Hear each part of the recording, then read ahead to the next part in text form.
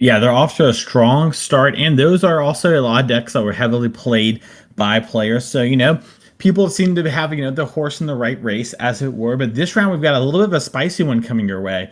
Oh I yeah. believe it's the five-color birthing ritual deck.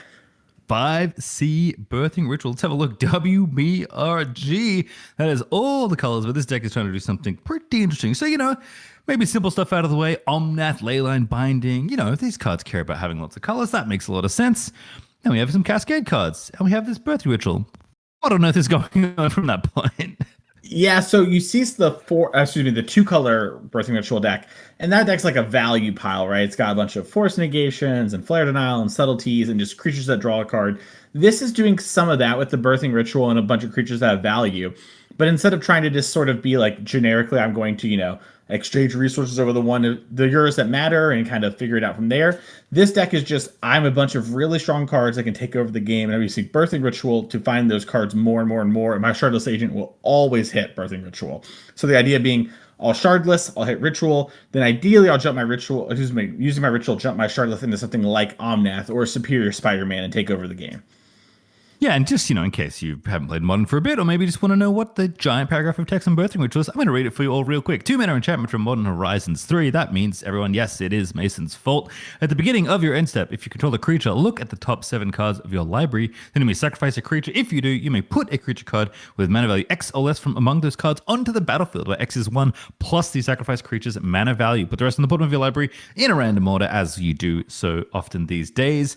Look at 7. If they match, you get to get one. That's basically it. Birthing-ish. Everyone knows Birthing Pod. That one's not around anymore. This is, something else, but, a little familiar perhaps to the fans of that card. A nod to Birthing Pod, right? Obviously, you don't get that same control, but, you get a little bit of extra stuff too for that. So, not so bad. Not so bad. Of course, their opponent on the other side will have a quick look. It is Boros Energy, the rock solid deck of the format, back in business as always. 1 Blood Moon main this time around, 2 in the sideboard. Seen quite a few Blood Moons hanging around the main decks of Boros Energy this weekend. Otherwise, it's 4 of all the good cards. We're straight into it. Adam Bruni on the play on Energy, 3-0-1. Jesse Spears on our 5-color birthing ritual deck, 3-1. Adam looking to stay undefeated still technically, as Ragavan rolls on in shortly. It was the first turn play. There's a tap land. Again, want to play all those land colors in this 5-color deck. Get those land taps for your Leyline Bindings. So do have to play some slower lands here, and that means Ragavan's going to get in quick here. Yeah, and that one Blood Moon in the main deck here for Adam, that's his best possible play right now, and he's going to be really happy if he can find that card sooner than later. These 5-color decks, even though they'll sometimes play a basic or 2, and often, as long as it had that basic that kind of matters, in this case being the island and the forest, they can kind of operate. They really can't play to the level they want to. So that's a card that Adam's really hoping to high roll here. If not, just connecting with this Ragavan and getting all these extra resources, despite what you get off the top of your opponent's deck, is going to allow him to take over this game on the board very quickly. And he's going to need to, as if the game goes long, Jesse will outvalue him typically. Yeah, I can't imagine there's all that many playable cards for Adam to hit off the Ragavan, given how high the cost on some of these cards are. But of course, the treasure every turn and the damage is nothing to sneeze at. Looks like we fetched for a shock on turn 1. Now shocking again down to 15. Ragavan already charging in. So Jesse, I believe, at 18 here in this game. And we're back with Goblin Bombardment. Yeah, classic card we saw in our first round. Really good at disinvalidating removal to some extent, always turning your creature into at least a deal 1. One of the awkward parts about Jesse's deck, due to having, the Birthing Ritual always be the hit off the Shardless Agent, not a lot of cheap cards that you can play in those first couple turns of the game. Happy to get a, Severe Land of Triome, sculpt a little, and then start trying to take over the game. Yep, some of the people may be familiar with things like Crashing Footfalls, which was a modern deck at some point, not so much anymore. Same kind of thing. You can play some cards, especially cards that are bigger than they're printed due to maybe having other cards attached to them. But for the most part, you are just kind of shields down for a couple turns. You play your tap lands and see what you can find. As Jesse going to go ahead and find a Thundering Fall, Surveil for 1. And see if he likes the card or not on top of the deck. Maybe, maybe not. That's the fun part. You get to choose. In Bombardment, like you mentioned, nice bit of reach there for his energy decks, and obviously probably best used to flip a Johnny ASAP. It's kind of the obvious use for that card. But certainly a good one, especially in the slower matchups. You can get a pretty significant amount of extra damage dealt over the course of a game, especially if your board goes very wide with something like Ocelot Pride. All right, and Jesse does have the ley line binding. We have full domain with our lands currently. So we're going to be able to interact with either the Ragavan or the Golem Bombardment if we want to. And it does look like we're going to cast it, I imagine, on the Ragavan if we're doing it this early. Yeah, it certainly seems to be the case. Oh, into the graveyard. Decides I'm probably not going to kill the Leyline Binding, so just go ahead and ping you for 1. And here's Guide of Souls. A little bit more. Anything else? Another Ragavan. Gain a life, but no dash. Could have used the treasure potentially, but again, just kind of wants to replay the Ragavan and keep the pressure going here. No, not enough energy to trigger for Guide of Souls anyway, so probably doesn't feel worth it as we play a land and pass the turn back over. Yeah, notably, Jesse did get rid of Shardless Agent there. So maybe needing a land or already has one rolled up, that is a good way to sort of, always find your ritual and get the engine going. Important to note that you do get to look before you sacrifice the creature. So if you don't have a hit, you don't have to just randomly put your creature in the graveyard. You do get a little bit of agency there, even if you don't get, your entire deck to search through only 7 cards. But, there's usually something good in the top 7 from most of these style of effects. As we are just going to be fetching again, that is a Flooded Strand. A second very beautiful looking Flooded Strand I might add sent to the bin. And the basic planes. We shall respect the one of Moon in the main deck. Once again, open deck list here at the RC, so both players know what is up, and Jesse decides wants to hedge a little now that Domain's already on. Yeah, with that planes in play, if Blood Moon comes down, any land will allow you to cast Leyline Binding, extra copies from your hand, which will get you out from the Blood Moon. So you can give a small nod there. And with a deck like Boros Energy, you're wanting to do a lot of damage. So saving a little life from the fetch also sort of has, dual incentives here. As we're going to go and see what will we hit this time. More time to... Always have to ask the question, but it is, at least in game 1, always Birthing Ritual, which means at the end step, we're going to have a trigger, and we may or may not have something exciting happen as cards from Cascade get randomized. Always fun to present the pile to your opponent, but most opponents do turn it down. I ain't got time for that. Yeah, it's true. A lot of Magic to be played. Here's a treasure getting popped. What do we have?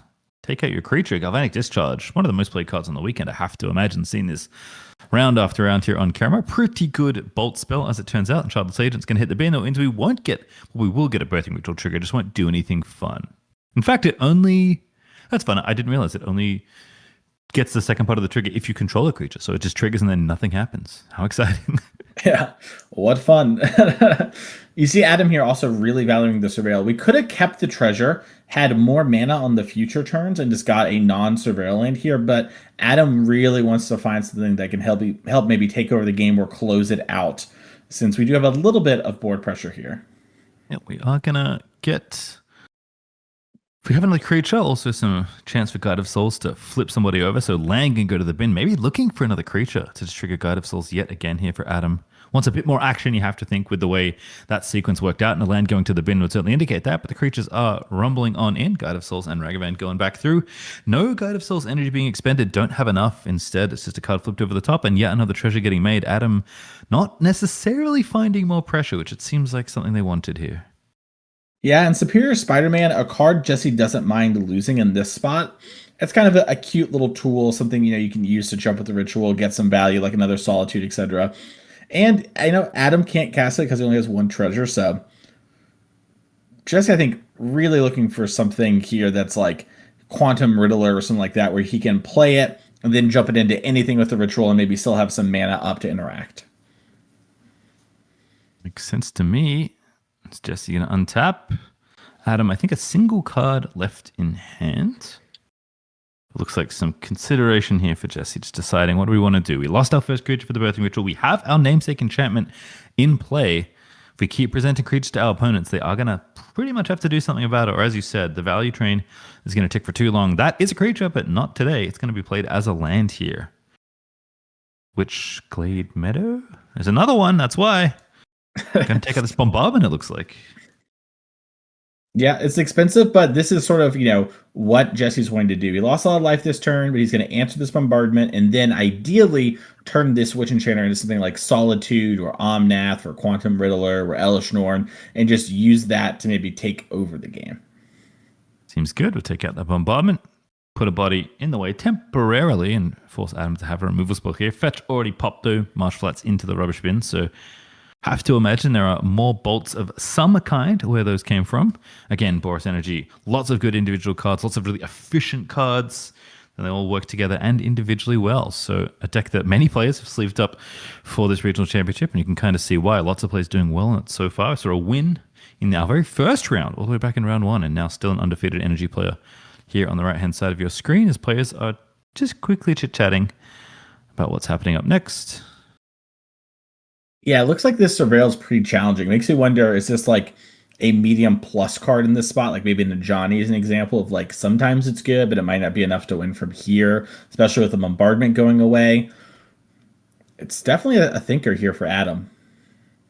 Now, I'm also curious what the other card is, because I'm not exactly sure if it's a removal spell for this potential creature. I mean, you also are gonna, it's not a winning game to kill every single 2/2 that gets cast Yeah. when there's so many heavy hitters in this Birthing Ritual deck. But, you know, you want to try and hold off for as long as you can. Jesse isn't 9, so there are some lines here where you can get pretty aggressive and deal some damage, especially if you can find another creature, maybe jump something in the air with the Guide of Souls. You would have loved to have Bombardment do more damage. That could be the other thing. Maybe just thinking about, do I want to toss a creature at the face? Probably not. Just going to let the Bombardment go.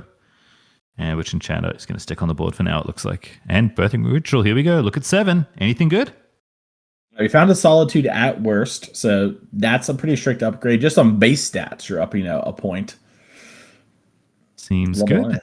Which Enchanter probably going to go into the graveyard. Goodbye. This all happens at once, so no space to do anything other than watch your opponent pick a card. And I'm guessing that's a Solitude. There are so many alt arts in this game right now, but that's probably going to be that Evoke Elemental you spoke of.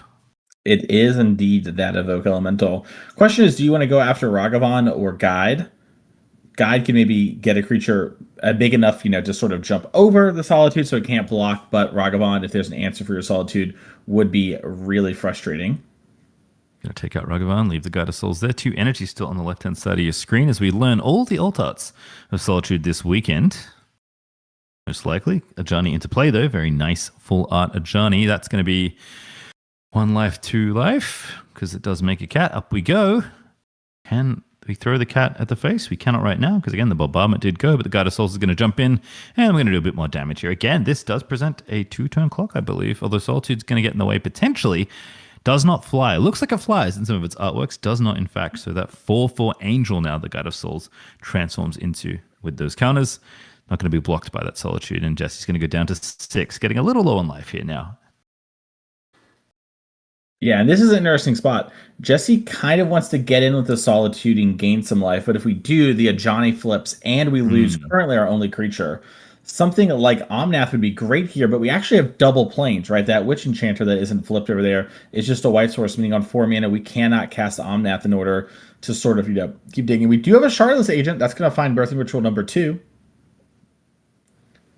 Seems pretty good. Like you said, what is the hit? It's always the same. It's the nice thing about building these Cascade decks. Funny that a mechanic that was supposed to kind of, be card of energy, be some kind of fun, kind of little gambling, see what you flip off the library, has certainly become more of this. I am just looking for a single card that powers my deck, and we're going to find another copy of the ritual here in just a moment. Trust me, it's in there. Got to look at all these beautiful full art cards that Jesse Spears has, and there's that other Birthing Ritual. Yeah, there's the Vocalist. We'll mention that one if time comes up with it, but that's kind of a cute one in this deck. A little bit of additional things can happen. Good times. I'm really interested to see, is Jesse going to attack in with this Solitude in order to gain life and then try to find an answer to a Johnny that then will flip? Or are we going to just, end our turn, quote unquote, and start triggering rituals and just have more bodies to choose from to sack to? What if we go up the chain? Do it twice. Yeah, I mean, that would be really good if we could get that going. Not sure exactly what 7s might be in the deck, but it's fun to think about. Certainly an option that Jesse could have. Actually, although you do need to hit the correct sequence of those 7 cards and then the next 7. But it looks like we are going to go all the way to the end step. Solitude not interested in rumbling with that cat token and flipping a Johnny over. So look at the first 7 here. Again, nice thing you get to choose the creature to sacrifice after you look. So you're going to have to match up exactly the values there. And that looks like a 3 going to turn into a 4. That's a Starfield Vocalist. I said I talked about it if it comes up, so here it is. This is a card from the most recent space set, Edge of Eternity. If a permanent entering the battlefield causes a trigger of an ability, permanent you control to trigger, that ability triggers an additional time. So Panharmonicon for our EDH friends out there. That means we can kind of sack the Solitude and get 2 triggers out of it, as we have found another Solitude here. So sort of also like Elish Norn, which is in the deck, but at 4 mana and more anime as wow, that's a big version of Starfield Vocalist, really stealing the show. We love that. Love to see it, especially most critically 4 mana, but warps in for 2 if you need to play it for cheaper. Again, one of the things that this Birthing Ritual deck is definitely leaning on are the alternate costs that Magic has generated on creatures over the course of the game, lining them up nicely with potential sacrifice effects. If because if the creatures are temporary, just turn it into another creature. Seems pretty good. As Jesse's board looking pretty domineering, but again, only 6 life left. It's 2 lightning bolts away, folks. There are ways around this. The Solitude is cleaning up the house, and the land goes down, and the hand goes over. Can't be good news for the Boros Energy player. Out of pressure now. With Bombardment gone, with the creatures gone. Jesse's Pierce 6 life looking a lot safer as Witch Enchanter comes back down. Bolts himself because he wants to play something here. Well, I think Jesse has an insane turn. I think he gets to go a second Vocalist into Quantum Riddler, which would trigger 3 times. There is the Riddler. Warp in for 2. Trigger. And then some more triggers happen. Yeah, Adam doesn't want to see it. I respect it from Adam. We would also be able to sack those warp creatures in. And Adam kind of knows, like, hey, I'm not going to win. Even if I draw a Flage, I put you to 3 and you're going to gain enough life. And you see a little head on there, like, okay, yeah, that's tough. Nice deck. Yep. Yep. Pretty cool deck. 5 colors, Birthing Ritual. Things just shoot out of the library. And yeah, they're pretty big. Ways to generate plenty of additional value thanks to that Vocalist. We pop on over to our backup match. It is Titan versus Blink this time around. And Titan is looking like it's doing stuff, which again, usually good news for the Titan player. Yeah, it looks like Dustin's trying to do the best Mario impression and take Bowser down, but...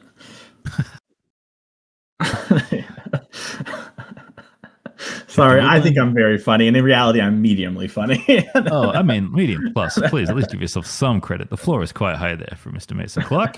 Shifting Woodland, going to shift into something we're pointing at lands in our graveyard. I think it's Aftermath Analyst, and with the triple amulet, this should be a win, as long as we have something to do, and we look to have Urza's Cave. We didn't get to talk about this with Dom, but we might get to talk about it now. Well, many lands are coming back, so it certainly is an Analyst, given what's happening here. And we're going to put a whole lot of triggers on the stack in just a second, trying to get a look at Winnie's hand real quick. So a Solitude, I think a card I've seen every single game today, makes a lot of sense. Pretty good Magic card, but not sure there's much in the way of interaction from this point onwards. Analyst is already doing its thing. So it really matters how much mana Dustin here has floating, because we have a Solitude, so we can pop the Bauble, so we are allowed to evoke. And then if there's not enough mana floating to then sack your Aftermath Analyst, right, you can remove that when the Shifting Woodland targets it, and sort of go from there. But I think we're going to have enough mana, and we're not going to do it like yet. Like sometimes players shortcut things and they like make mistakes and lose because of this, but it looks like that's not happening here. Now it's going to start happening. Oh, sorry, go. No, it's like I imagine the order of these lands is also the order they're triggering by the looks of things. There's a lot going on this board. I imagine so as well. So that Urza's Cave down there is what makes this not just a loop of like doing the exact same thing over and over. With Cave, you can sack it to then search for a land. Ideally, you'll search for something like Lotus Field the first time, and then get another one and loop, loop, loop. Now all your lands are back in your graveyard, and you just can get through all your cards in your deck and get the Infinite Titans that way. But it really depends on the way you want to play, because we don't know the hand. There could just be Titans in hand, and we're not going to, waste our time doing that, / maybe play around some stuff. I assume we're in game 1, but we might be in game 2 and might be playing around sideboard cards as well. Yeah, could make sense here. But again, a lot of complex stuff happening here. The Amulet book has been opened. The mind's eye is sifting through the graveyard, trying to figure out everything that can be done. But usually if there's this many lands and some amulets in play, again, things are going well. So Winnie's going to bide their time, see if we can't find a point of interaction. And it does feel like at this point, as Besaidra goes back to hand, Tolaria West goes back to hand, plenty of options now. The Cave now ready to pop. Cave's going to go into the bin. Love, again, the fact that this deck He uses every single part of its 61 cards. Lotus Field makes a ton of mana with Amulet if you're going to play, much like a bounce land does. But it also does the extra thing of sacrificing your land, so you can loop them back in with things like this. There is so much happening, and Dustin seems to be all over it as far as the Amulet line goes. Aftermath Analyst, definitely, I think, one of the more complicated cards in the deck when you really start getting going, but seems like Dustin's got it fully under control here, and this game should be wrapped up in a moment, unless we're missing something on the other side. Yeah, I think so. I'm trying to figure out what's below Vexing Bauble. That's a crazy Vesuva. I'm just going to call a spade on that one. That's very true. That has to be like an altar. Either way, I think those are 4 treasures down there. I think we've hit with Ragavan a bunch of times this game. Mm-hmm. And so I think that's part of what Winnie might be thinking here is you can do all this, but I can like Solitude and then maybe like get you. And you do have a ton of mana here. You can sack bobble it. Oh, that was his bobble.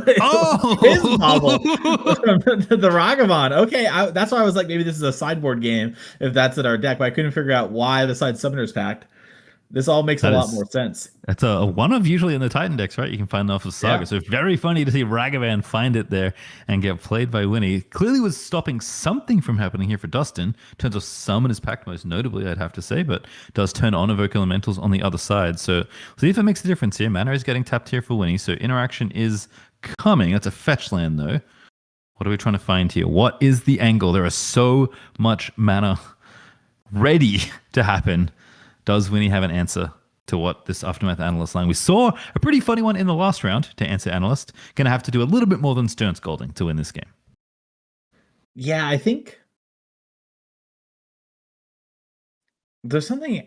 I feel like we're missing something here. We're always missing something. That's part of the fun. Yeah, it is part of the fun. It looks like we're just sacking a bunch of the treasures. Assuming those were treasures.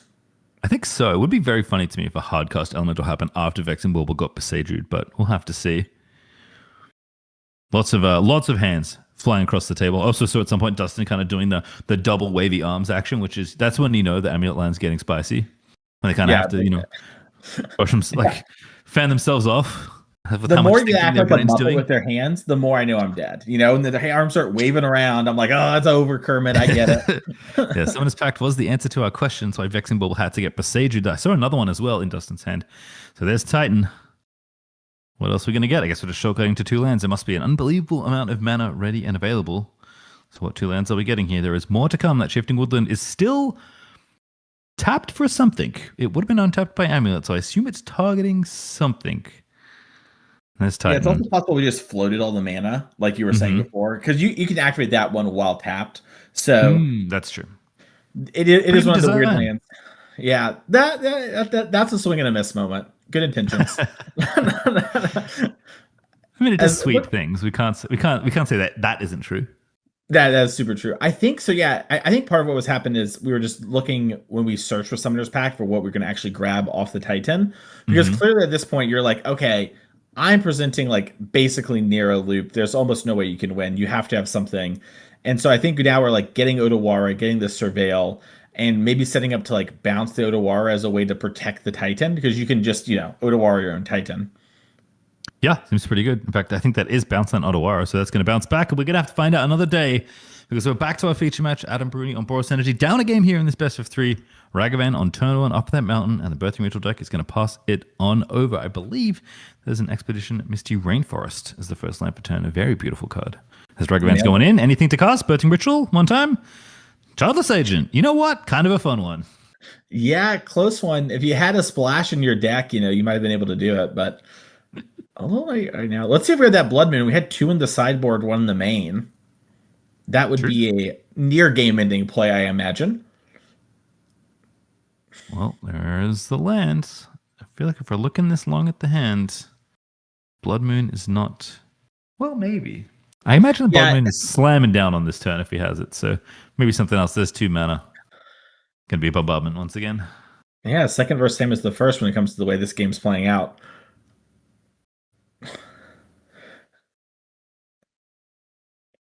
Adam just going to pass back, it looks like. Yeah, just swinging for Ragavan again. No, they already swung in. That's what happens. Why there's a treasure on the table. So land gets played, 2 drops gets deployed. Fetch land happening. I believe in that instep. No, so Jesse drew for turn. So Okay, I think interesting. Jesse maybe was saying I kind of want to like potentially draw lands, and I'm going to Hmm. take more damage to ever so slightly have that land in my deck, and then potentially I was drawing something like Birthing Ritual here, and so is Right. now fetching in order to play it. Yep, and he's playing, or at least trying to play around Blood Moon as well.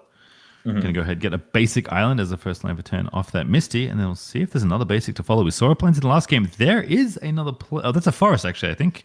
Yep. And that is gonna be Birthing Ritual. Good call, Mason. Yeah, it's easy when the deck only has 1/2 drop. It makes the Yeah. commentary job pretty easy. You'll get used to it, you know. It's kind of like Zeri, whatever the little cat's name is. You know, it's like that. Job's easy. Okay. Zero Yumi, yeah. Yeah, Yumi, that's right. That's Yeah. Don't think whatever that is in Magic, I don't think we're going to bring that meta game to this game. I can tell you that much. As Ragavan pops on in again, makes treasure number 2. Now, actually, does Ragavan let you cast it indefinitely? It does, right? yeah, you It's have still red white. possible. Yeah, I I don't kind think of you should think do this it. is the play. Oh, that's the textless version. So we want to get text check real quick. That's what the Is that players are smiling. is that It's, it's Omnath. Yeah, that's the Flubber Omnath. It's not actually Universes Beyond Flubber, but it looks just like it. Certainly does. Pretty good card. Is playable. Yes, is actually playable right now. There's 2 of the on-color lands and then 2 treasures. We're going to read the card and decide if we want to do it. Hasn't played a land this turn yet either, right? So we'd get at least 1 landfall trigger. And a lot of decks in Modern, I don't know if you know this, Mason, they do play fetch lands. Yeah, and I mean, if you fetch here, you're gonna gain 4 mana, which would be really good if you had any sort of play. Like you could play your Flage or any one card. I have to imagine if we're fetching now. Oh yeah, it looks like Adam's gonna be realizing in real time. If I don't fetch and I just wait, I can get more mana. I That think now hand is calling a judge. yeah, I'm going to tell you almost as surely what's going to happen, but obviously we'll wait for the judge. Typically in this kind of spot, what's going to happen is Adam started to do a fetch, but didn't actually do anything, right? And so they're going to say no information was gained, nothing really happened, probably. And as such, Adam's probably going to get to rewind. Obviously, we can't hear everything that's being said right now by those players, and that sometimes does matter a lot when it comes to like being able to rewind. But typically here, if you were to play, let's say, basic mountain, they would let you take it back and play, let's say, basic island if it was in your hand. Right. So we'll see what happens here. Like obviously pretty high impact, the difference between playing this fetch before and after the Omnath, and Adam did indicate that he wanted to play that fetch before instantly realizing what went wrong. So the judge has been called. We saw their shoes just at the bottom of the frame shuffling over to the table. So we'll get this Mhm. resolved as soon as possible and we'll see what happens here. I think regardless of the result, Adam definitely wants to shake it off a little. That is the kind of thing that even no matter what happens, can maybe put you on a little bit of tilt. So Mhm. important to stay even keel and keep this game rolling. Yeah, it's one of those things too where it's like, mistakes matter, they compound, and like you want every little point. That being said, sometimes, you got some points to spare. Don't let the mistakes compound and like, oh, I did something dumb, I'm gonna do something else dumb. Speaking of dumb, let's check out the Titan board state here. All right, Winnie, your solitude wasn't good enough. What else is in hand that you think can maybe make you survive? I see Ragavan. There's an Ottawa. Going to go ahead and bounce a Titan, trying to save it from the Solitude that was incoming. That was the line you called out last time we looked at this matchup. And when he's going to think, maybe looking to respond. Dustin again, lots of waving hand motions, trying to indicate you are dead. These are many, many Titans going after you and your life total. This is 18 right now, and a bunch of triggers as they all swing on in. And yeah, we're just going to take the damage. It's chill, I guess. Oh, you know what happened maybe in this game, and that's part of the reason why this has been so weird. I bet you Winnie's Ragavan hit some piece of the combo with the trigger, like the exile trigger, Yep. and that's why Winnie hasn't conceded because Winnie knew like Mirror Pool isn't in the deck. That is sort of my guess from this position, and so that's why we're having to like actually continuously sort of play this out because Winnie knows that she isn't dead. That is my sort of guess right now because otherwise this doesn't make much sense. Right. So I can tell Right. you what else is happening, by the way. Primeval Titan is finding all the lands remaining in the deck. There's basically like an Ottawa loop happening where Titan's getting picked up and replayed over and over and over again. There's a huge amount of lands in the thing. Ottawa is continually bouncing all the non-land permanents, I believe, is what Dustin's trying to explain right now. And you know what? We'll have to find out later because we are back and looks like players are still discussing what's happening. Yeah, maybe there was an appeal on the judge call, but you were totally right. So one of the things that happens with the Titan deck is you do enter in-game loops of you can Boseiju everything and Otawara everything. And I think what's happening there is because we don't have the ability to actually make infinite Titans, we're not Otawaring down those solitudes. We're letting them stay in play because that would actually, believe it or not, be worse for us to give them back solitudes. Yeah, not as familiar with modern necessarily, though certainly learned plenty today and decided to learn more as the weekend rolls on. But very familiar with shenanigans in CEDH at least. So sometimes I know you have to play to some really silly outs, and it seems like that's what Dustin is up to on the other match there. As we are back to our feature match, players still disgusting. As looks like we have a little extension for that judge call, and the overall results we'll find out soon because they're going to keep playing Magic the Gathering, tapping some lands. And it looks like Marsh Flats was played, appears to be the call.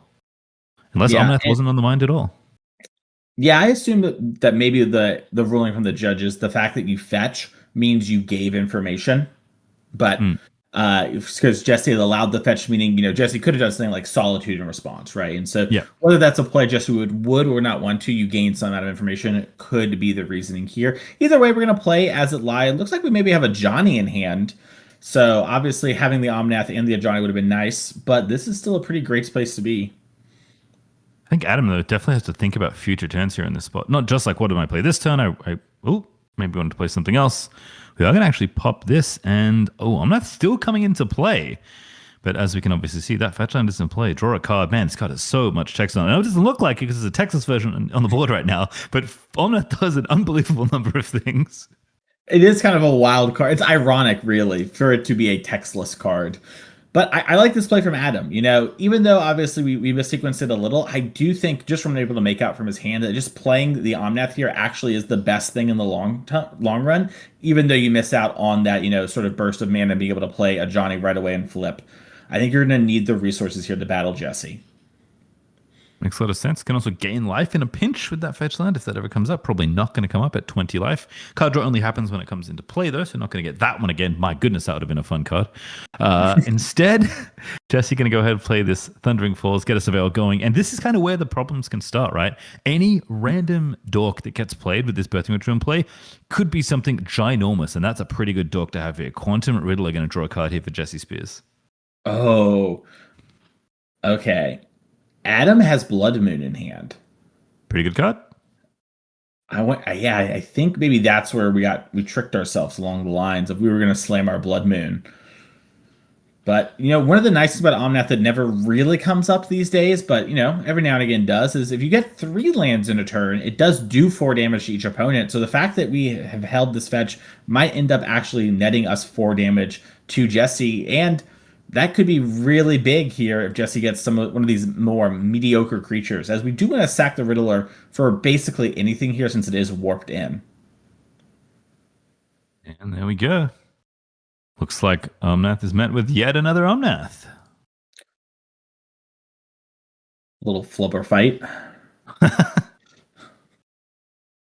well, Riddler warping into, I guess now it's in the graveyard, but it was warped in, drew a card, and now goes ahead and moves on in. And I think, misspeak slightly earlier. Unlike Birthing Pot of Yore, it is not exact. It is +1 or less, where X is the mana value of the creature you sacrifice. So you can find things that are smaller. You don't just have to go exactsies. And here comes a Solitude in Adam's turn here, just trying to pick off the Omnath, I think, in upkeep, probably, before the additional lands can be played. Obviously, there's 1 land here still, but gaining 4 life, maybe not so interesting at this point. We'll see if Adam wants to pop the land, as Omnath is going to get targeted by Solitude here. Yeah, this is a nice play from Jesse. Adam didn't fetch, I think, wanting to do the 4 damage thing with Omnath. And I think actually Adam, so that way if he does fetch, he can't surveil and sort of, gain 3 life and, fix his draw a little. So he has to kind of play with what he has. Even better. Of course, Boros Energy, not a deck known for its counterspells, so it makes a lot of sense. Not really afraid of interaction that be coming through. Solitude's almost always going to get its job done here and take out the Omnath, so Adam does have to think, do I want this 4 life or not? What land do I want to get? What else is in my hand that I want to play? If that Blood Moon is in there, do I even want to play this turn against 2 basics? Am I fetching a basic with this Marsh Flats to maybe try and turn my Blood Moon on? And of course, I think the big one, that's a lot of damage you're missing out on. This Omnath is also a 4/4. So Gonna get in the 4 life here, gonna fetch a plains, and that to me indicates that Blood Moon is gonna be on the menu. Of course, Jesse playing around it so far with 2 basics. Gonna have a mountain. Again, he's playing all 5 colors. Like with 2 basics and a mountain, you can certainly still do some things here. In fact, Jesse isn't gonna lose a color of mana right now if Blood Moon gets played. It's a very funny spot. I wonder if Adam's going to Thraben Charm here and just knock out the Omnath and then maybe use Bombardment to like shoot face or whatever. Because if you Thraben Charm, you'll kill Omnath, then the Solitude will die to the Evoke trigger. The board will be empty. All right, looks like we're going to actually just ping it there. Maybe we have something like a Galvanic Discharge to finish it off. Adam trying to build his collection. That's my Omnath. I do need that back. Well, if I don't bring it into the next round or the next game, in fact, my deck will be illegal. So good spot there from Jesse, making sure he gets his Omnath back. And there's a Johnny. With a Bombardment in play, usually a pretty good sign for the Boros decks. Yeah, and Jesse is sort of paused here. I wonder if Jesse has another Solitude to maybe kill this Ajani with the cat trigger on the stack. We'll have to see. If not, though, we're going to get to use Ajani to kill this Omnath. All right. Cat goes in the bin. Yep. Flippy floppy.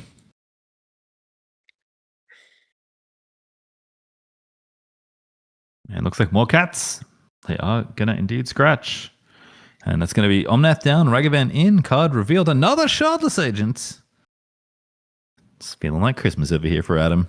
Ragavan and Ajani now online. Cat token still in reserve. Bombardment still in play. It's under the Ajani, just kind of hanging out in the non-creature permanent section of Adam's board. Is Jesse going to untap? No Blood Moon, but still needs more things to come out of this birthing ritual. Board's getting pretty big now for Adam, building up that critical mass we see Boros Energy get to so often in its games where it's left unchecked.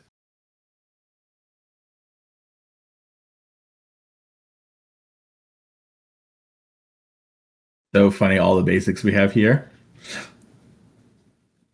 And been a pretty consistently good option. But Wear Tear, at least one of the sides there, I think the Tear side from memory. The white side, at least, going to go ahead and take that enchantment out. And then here comes Starfield Vocalist back in play. Once again, warping away. And there you go. Thraben Charm this time for Disenchant. Going to take out that Birthing Ritual. And that puts a real damper on the line that Jesse took here.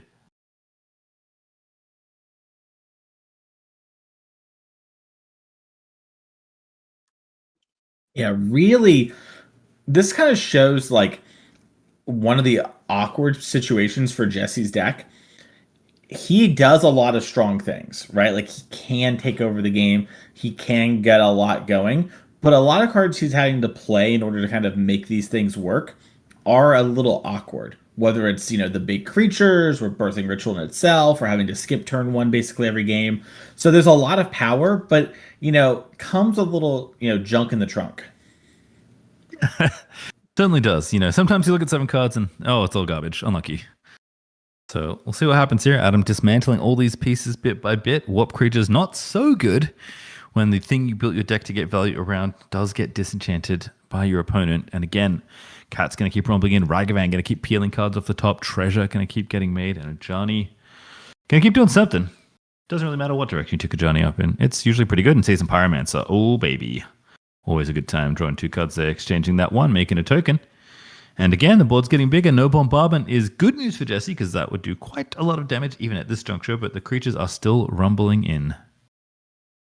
Yeah, and I mean, that extra body is so huge when it comes to a Johnny's 0 and dealing damage here. It's going to knock Jesse down to 8 currently. 7 if we play something beforehand. It looks like we drew another Blood Moon, even though I got rid of the last one.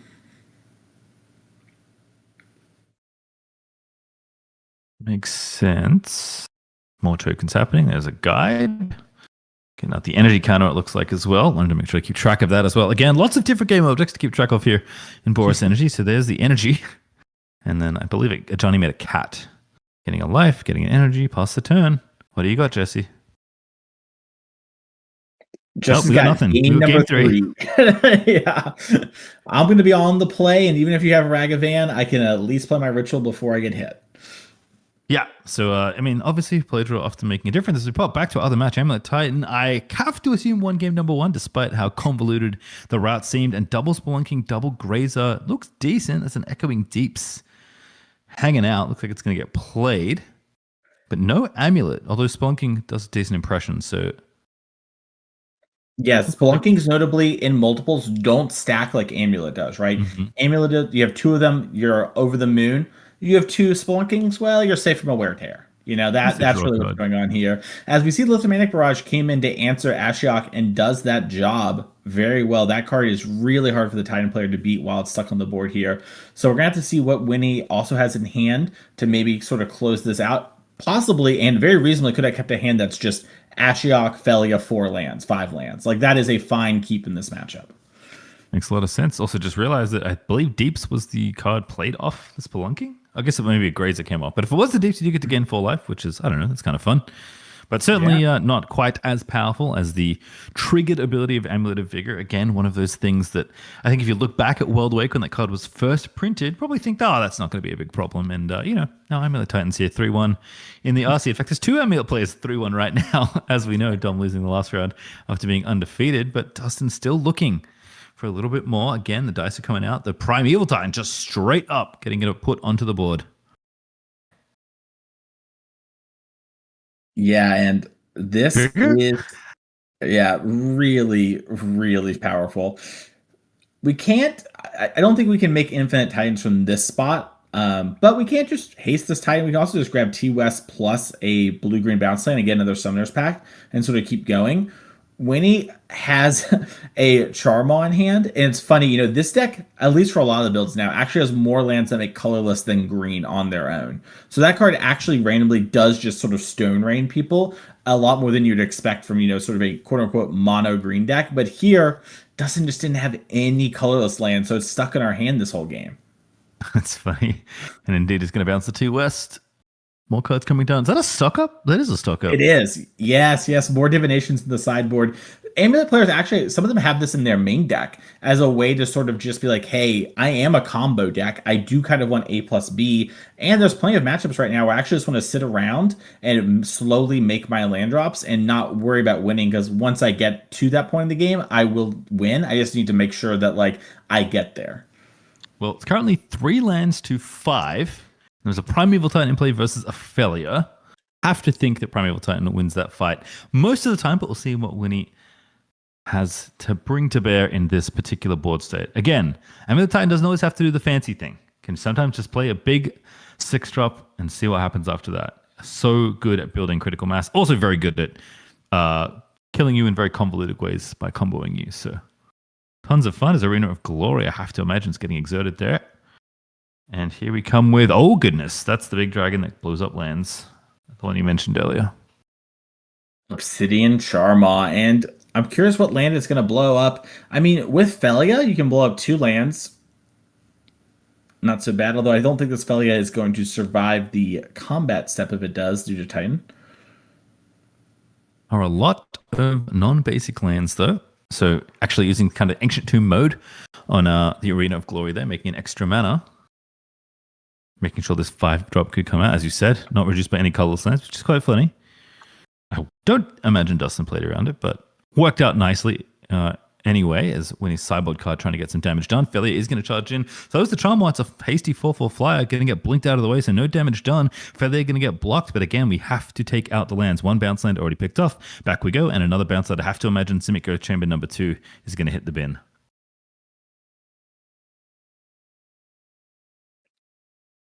And we're back. Looks like an Urza Saga's ticking up, but we got more things to think about here in our feature match area. Final game between these two. Adam could stay undefeated with that draw, going to 4-0-1, or Jesse picking up win number 4 with only 1 loss. It's Ragavan into Guide of Souls, though, as the first 2 plays of the game. That is maybe not the order you necessarily want, but you can't complain about either, I would say. Yeah, having the turn 1 Ragavan really is the key part of all of this, right? You just want to have all those extra resources and the ability to threaten that turn 2 Blood Moon. So treasure there, no Blood Moon, but still a land to potentially use for Surveil. Still some interactive spells. We already saw Thraben Charm being used for its disenchant mode when Birthing Ritual came down, and this is, the turn where Birthing Ritual can come down naturally, as we noted already. The only 2-drop in this deck, trying to cascade in there to get it out for the most part, but Jesse wouldn't be unhappy to play his deck's namesake card, just Natty. Going to go ahead and Surveil first to get a little bit more selection as Thundering Falls is found off this Flooded Strand.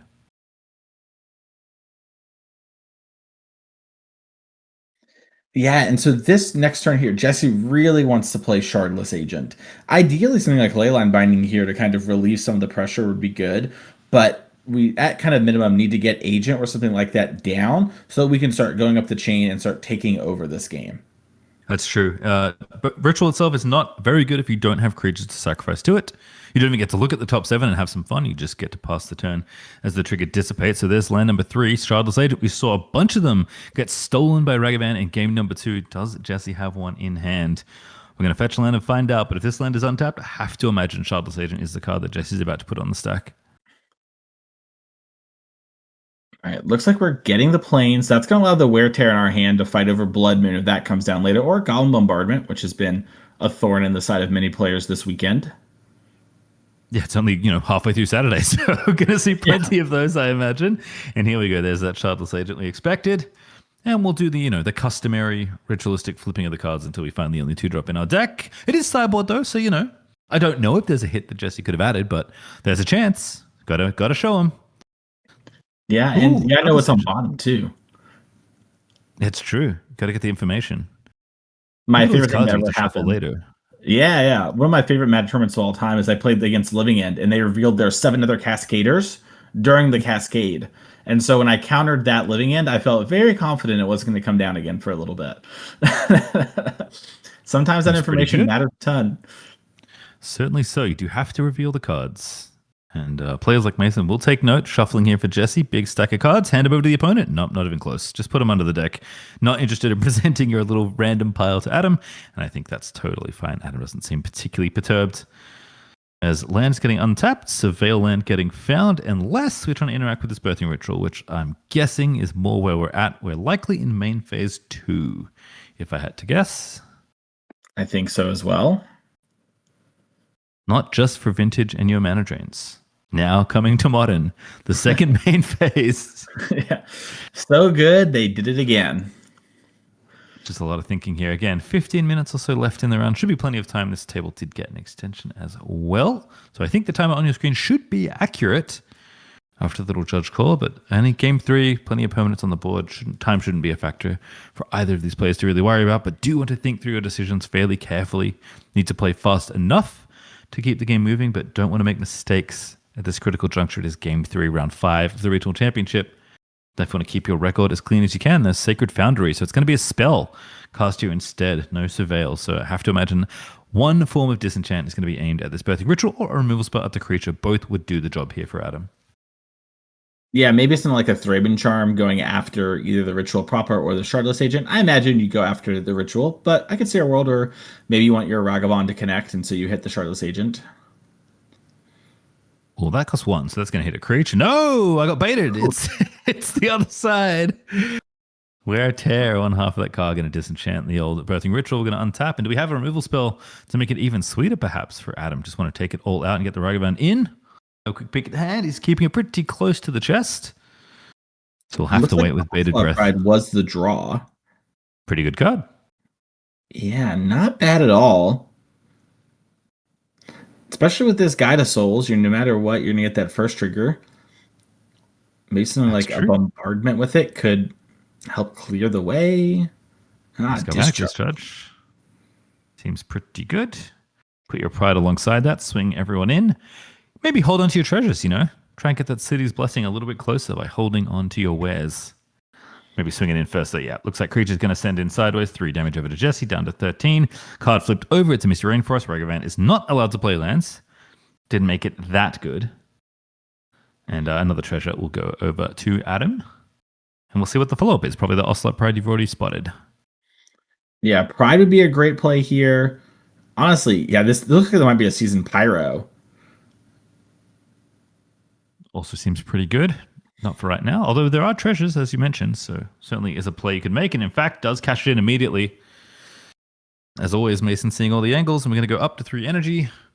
Make sure we get some permanents on the board. And we could maybe be blessed, although we did sack our treasures. So it's an equivalent exchange if we get both elementals, 2 treasures for 2 1/1s. But the 1/1's going to be a little bit better. Instead, just a land go into the bin, 2 more cards drawn up. And Adam feeling pretty good about his position.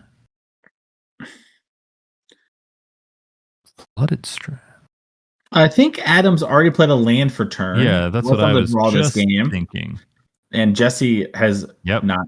Yep. Thanks for the info. Yeah, a little flustered at times in the feature match here for Adam. Again, can be hot under the lights. Jesse, though, immediately catching it. No harm, no foul. Players are aware. Illegal action will be unwound, and a cat token will be made as energy ticks up once again for the Ocelot Pride. Getting quite close to the city's blessing. That's 5 plus 3. That's 8 permanents I can spot right now. Only 2 away. That should be pretty much there by the time Pride triggers again. If it does. Does Jesse have a Wrath in his board? Wouldn't be bad in this kind of spot, but Yeah, not card like sure it's Supreme something Verdict here. available. Yeah, if there's a verdict or anything close to that, Jesse would probably have the game. I don't want to say wrapped up, but he would have a lot of breathing room. We know Adam has 2 lands in hand. Jesse doesn't know that, but it would take some really good rips to get out from here. I'm curious. We do have the vocalist in hand, so we could do something like warp it into like a leyline binding. That could be kind of nice. Warping it into a quantum riddler, maybe with a solitude evoked first, so you draw like 3 or 4 cards, depending on how everything breaks out. But just Well, hard cast the vocalist. Oh, wow. That is a blocker, basically, I think, at this point. Yeah, Vocalist and pass the turn. Jesse definitely has a solitude in hand. I don't know if there's a white card to go with it. Yeah, it's tough. The 5-color deck does not have all colors in their hand at all times, and the pitch elementals do require a specific color to match. So we'll have to see. It would be decent here if he has it. Jesse maybe just trying to bait Adam in a little longer, but this, I can't, no matter any way you slice it, does seem like a tough board to overcome with just a Starfield Vocalist. I mean, there is toughness on that creature, but not that much toughness. This is actually, never mind, it's a 3/4. That thing's a house. They put stats on anything these days. Yeah. Well, it's a 4-mana creature. Most of the you gotta give us some stats. Back in my day, it was Jace the Mind Sculptor, and we liked it. Yeah. Nowadays, people don't even play that card in Modern. I bet there's more vocalists at this RC than there are Jace the Mind Sculptors. I 100% believe it is Pyromancer number 2. He's going to do the Boogaloo. Ragavan goes into the bin. That's going to make an Elemental. Can't play that one. We already have one, and it is legendary. So we're going to make a token, draw a card. We're going to be blessed by the city. We're going to trigger the Guide of Souls. We're going to make sure our Ocelot Pride is back on. And there was no sweeper on Jesse's turn last time, so it's just going to be a block and pray, maybe a Solitude in the mix to try and make things a bit easier, but not so easy regardless. And as we kind of noted before, the only 2-drop in Jesse's deck is that Birthing Ritual. So can't play something like Wrath of the Skies, which we typically see against these kinds of decks. Has to play sweepers that cost a little bit more, as Adam's building up quite the impressive board here. Yep, and like you said, we are blessed by the city. That's a state-based thing, so when it happens, it just occurs. Flavorfully, that makes a lot of sense, that being blessed by the city would be state-based. Yeah, that's very true. All right, send in the creatures, perhaps. Yeah, I mean, you can give your Ragavan flying. You could give your Ocelot Pride flying if you wanted to gain life. But your Guide of Souls is going to gain a lot of life because you also get extras of those Pyromancer tokens, thanks to Ocelot Pride here. Mm-hmm.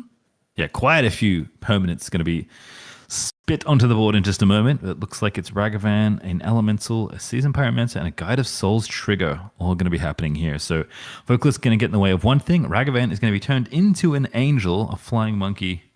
Have to see it to believe it, but it is terrifying. A little Wicked tie-in for this weekend. Mm-hmm. Can't wait. It's a great movie. Saw it last night. Oh, let's go. Love that for you. Love that for me soon, hopefully, is Ragavan to the skies. And Starfield Vocalist in front of... Pick your favorite. Seasoned Pyromancer. Sure, why not? And there's a Solitude. So this is maybe really huge. Jesse can kill like Ragavan and Pride. Ooh. Ends up taking very little damage. Adam does gain a lot of life, but not the end of the world. And now you have the Vocalist in play. So if you have like Omnath plus fetch land, you're going crazy really quick. If you have, even a hard cast Solitude, that's going pretty crazy pretty quickly here.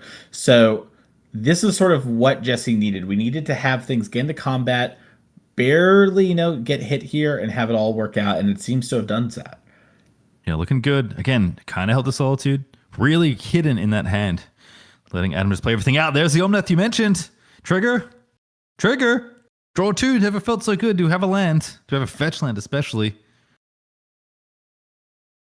There's a And land coming down. Which one is it? I think it's a Steam Vents, but you'll still get the 4 mana because remember, it's each time the landfall triggers with Omnath. So in this situation, if I remember correctly, we're going to go up 2 life, and then we're going to then gain 4 mana. And if we have a card like Elishnorn, Solitude, I guess Solitude you actually can't cast because it's the Steam Vents, but there's plenty of things we can slam here. Quantum Riddler. Jesse might be turning the corner here, especially if Adam doesn't have anything to play. Yeah, it looks like it, especially because Omnath actually gains you 4 life, not 2. It's even better than you might have thought. But you are correct with the way Omnath's trigger works. It does care about number of triggers. So that should be the way it's working out here. Jesse going to count up mana, taps 1, and this should be a 5-drop. Another Vocalist. Oh, and it's the Leyline Binding as the last card in hand, which will get 3 triggers. Yeah, so that Shockland for the Steam Vents there wasn't the perfect lay, but it was good enough with Omnath and a Vocalist. That is completely disgusting. As yeah, Jesse, I think explaining to the judge that Omnath and Starfield Vocalist does interact this way and not the other way that you might think. It is tricky. Whenever you see triggers an additional time, you just assume that doubles the trigger. Not always the case, depending on how the trigger is worded. Although it looks like players may be having a quick discussion. Nope, never mind. The discussion is over. Negotiations have ended. We are simply exiling 3 permanents with Leyline Binding and shipping the turn back to Adam, whose board has been absolutely devastated. No sweeper required for Jesse Spears. Yeah, and now Adam has some draws that can be good, but a lot of the best draws here were things like Seasoned Pyro into something, but we've used a lot of our Seasoned Pyros already. So there's still some in the deck. We're going to get to Surveil for it. But if you're an Adam fan, we are, sort of in dire straits at this point. Build the City's Plus in there. That cannot be taken away. Yeah, that's yours. You take it with you. All right, Surveil land here. Desperately digging. Fetch land in hand. One more card. What is it? Adam flicking by a little faster than I can see. Might be a Ragavan. That would be the 3rd if that's true, and that would not be it. Is Osler probably going to hit the bin? Another card being peeled off here. Needs something good. I think a Gulp of Obama was just the draw, but that is not going to be enough reach with Jesse at 9 life. And more is likely forthcoming with the Omnath as the lands will continue. There is the bombardment. That's going to resolve. I think he had a Johnny in hand, though, from a turn ago. And if that is the case, a Johnny would be able to take down the Omnath. Adam's got a little bit of time on the clock issues. We're at 3-0-1. We don't want to be 3-0-2. Certainly true, and it isn't a Johnny. That is a very good fine tier cat token coming. No response from Jesse. No extra Solitude to try and take out the Ajani before the potential flip. As soon as this token is made, that bombardment basically means the flip is close to guaranteed. I guess you can still respond now with the trigger on the stack. But I don't know how many cards Jesse has in his hand. I think it's only 1. Yeah, I think it is 1. I think we played almost everything here. If Omnath does get answered here, Jesse has plenty of good cards to draw, especially with the double Vocalist. I mean, imagine, Quantum Riddler, another Omnath, plenty of good things. But we have to have something, as a Johnny will just sort of shoot and take over. Looks like Adam maybe just passing. Interesting. So can still flip a Johnny by sacking the cat, but won't get to use the loyalty abilities. Kind of interesting. I don't think it's significantly less vulnerable as a creature versus a planeswalker, especially with Leyline Binding floating around, but maybe trying to insulate against a card like Solitude that is so common in so many of these decks. Big dragon there for Jesse, and many triggers are happening. If I remember correctly, this one destroys non-basics, and then you search your deck for basics and put stun counters on them. I could be mistaken, but I think that is this dragon. Well, it certainly destroys non-basics because 3 lands just hit the pin for Adam. Yeah. Yeah, and I have to think, this is it. Wow. This is not the perfect thing, but also kind of shows what Jesse's deck can do against something like Amulet Titan, right? Mm-hmm. Oh, what if you just double Stone Rain your opponent too? That's pretty good. Oh, we have failed to find... And our 1 basic is stunned. That seems pretty good. There's still a Flutterstone on the table, so Adam should presumably be able to fetch another non-basic, as Magmatic Hellkite was the card found. Good old Dragons of Tarkir. The most recent of the Tarkirs. The most recent set to have dragon in the name, I'm pretty sure. Yeah. I think Dragon's Maze. Yep. Another one. Dragon. A little further away. Are there any other dragon sets? That might be it. Dragons of Tarkir, Dragon's Maze. I think that's it. Wow. That's honestly kind of surprising. Yeah, I remember they were really excited with Dragon's Maze. Like 'cause that was right when I first started playing. People were hyped, and then I don't think there are many dragons in Dragon's Maze, which is truly a decision of all time. All right, well, Tarkia Dragonstorm is actually the name of the set, and there's Dragons of Tarkia as well. So I've already ruined it, but that is it. Just those three sets: Tarkia twice, and then Ravnica. Believe it or not, once. As we are, we're going to continue with this game. Back to the action tangent. We can move off the tangent we may or may not have been on. As Ajani, no, just surveil land right now. Again, finding more lands. Not a whole lot to work with here for Adam, but might be enough to get over the line. Again, you don't need that many game objects to fling at your opponent with Goblin Bombardment to win a game with Boros Energy at this kind of life total. 9 seems like a lot, but it's not nearly as safe as it might seem for Jesse. Yeah, I wonder if Jesse has like if he has another binding in hand, that would be a really powerful card. With just one card, though, there aren't many things that he can have that are super great. Stun counter on that mountain, so it doesn't untap. But you're right. I mean, Adam has plenty of draws here that maybe present lethal. Like another Johnny, for example, would get there. What a fun way to go. If we do, in fact, find the line, we'll have to find out in just a moment because it's only one card here for Adam. Time is running low on the clock as well. Players will, of course, get some extra turns, but do want to make sure we can end this game if we can. I mean, wonder how dire it feels for Adam. Maybe trying to play for a draw in extra turns, but it does seem tough given the board that Jesse's assembled. Yeah, I think Adam can. I have to assume he can play for a win here because he gained so much life off the guide, right? Like he is at 23. There is a lot of damage on board, don't get me wrong, but I think what maybe what's happening here is okay, can I like throw something at the dragon and then transform my Ajani, then shoot the Ajani in order to then attack for a bunch of damage and hope to set up lethal in the next turn? One of the big problems though is Omnath is gaining you 4 life with any land drawn, meaning that lands are no longer a good draw for you as Adam, and that's always a tough spot to be in. It's true, and it looks like time may be called around. We'll get confirmation in just a moment, but we may well be on turn 0 at this juncture. It looks like someone is talking to the players, and there's a 0 on the screen. So I have to assume that's where we are, in extra turns now between these two players. Adam could hold on to the undefeated record, doesn't necessarily want 2 draws, and Jesse obviously would love to win. In fact, both players would, and they should still be able to play for it here, but not a lot of turns left to get to that point, and this Guide of Souls was the draw. Not a bad one, but better when you have some extra permanents to maybe play for, and there's Bombardment going to the face. Not yet. Still thinking about flipping this Ajani over. Do need to deal with the mass of big creatures on Jesse's side, and they're only going to get bigger as more things are found for these vocalists to sing about. Yeah, so by my math, Adam can get Jesse to 2. Which is, believe it or not lethal. You can jump with the Guide of Souls, but the dragon has flying. You can throw the cat at the dragon, then a Johnny can shoot the cat, and then you can throw another cat and hit for 4. But then when Jesse isn't dead, you're basically in the same spot. So looks like Adam's just going to hold his resources here. Yep, again, Johnny does a lot of damage, but does not deal enough, even with the Goblin Bombardment. So, a tenuous situation. Again, if Jesse finds any action for these vocalists, I feel like it's going to be pretty academic to finish the game from here, and we do at least have something. Ooh, Shardless Agent. Now it's getting spicy. We're going to find ourselves a Birthing Ritual. Wait, no, Cascade is on cast, so we're not going to get any Starfield shenanigans. But yeah, we are going to have a Birthing Ritual.